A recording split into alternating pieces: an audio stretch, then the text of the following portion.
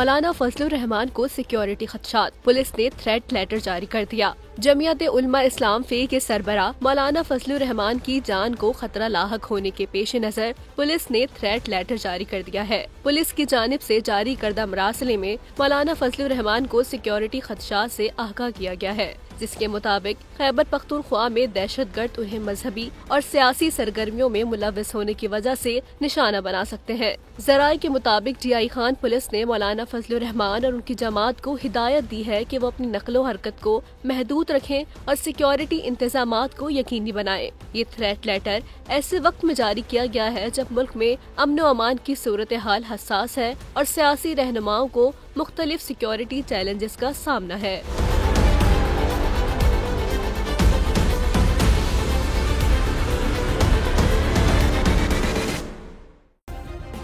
Subscribe करें और bell दबाएं ताकि कोई खबर रह न जाए।